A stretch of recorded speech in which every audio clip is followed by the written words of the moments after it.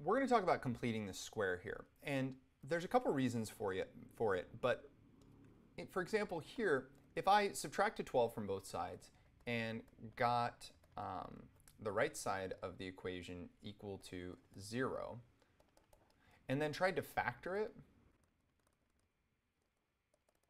well, what I'm going to find out, and you can check this for yourself, is that this is not factorable. So I don't have a way to solve it currently. Well, one of the ways that we can get around this is by completing the square. Now, I'll be honest, I don't even like completing the square. There's another method that works better in my opinion, but later when we learn about parabolas, it is a skill that you will need to know. So we're going to go over it now, and we'll go over it more later as well, but you should get used to it and start getting proficient with it. So with completing the square, we don't need to set either side equal to 0. So what I'm going to do first is I'm going to get that 2, okay, away from the x squared. I want to have a 1 coefficient there. So I'm going to factor out a 2. Now, the key here is that I need to make a square with this, right?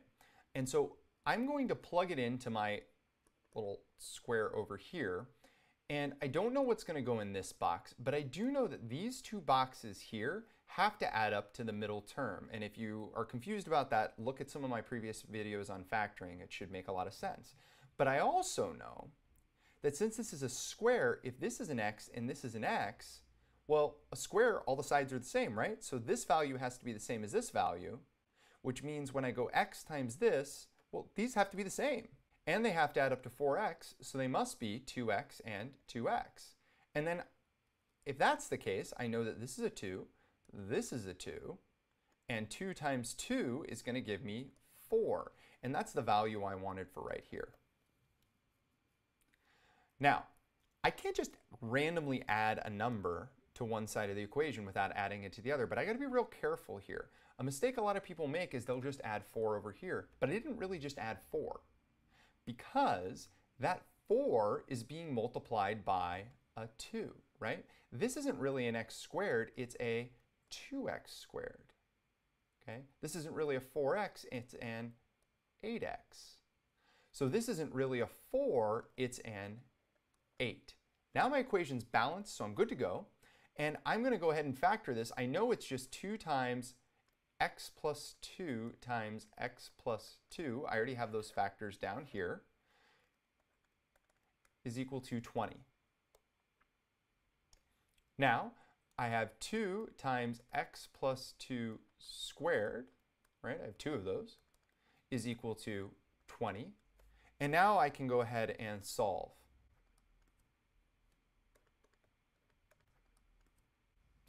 And now I'm doing this because now I can get that square away from the x by square rooting.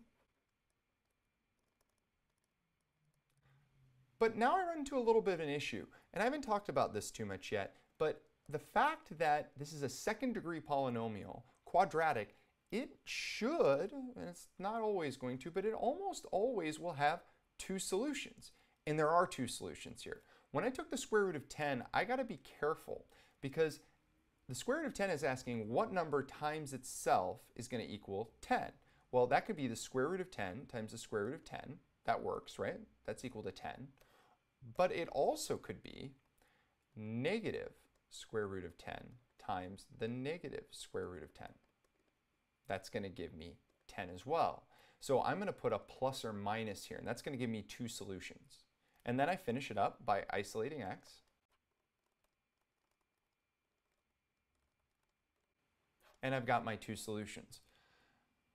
Again, I'm going to go ahead and tell you, I would almost never solve this equation this way. As soon as I saw that it wasn't factorable, I'm just going to use the trusty old quadratic formula. The reason that's going to work in the same instance that completing the square is because the quadratic formula is derived by completing the square. And if you're real lucky, I'll show you what that looks like in the next video.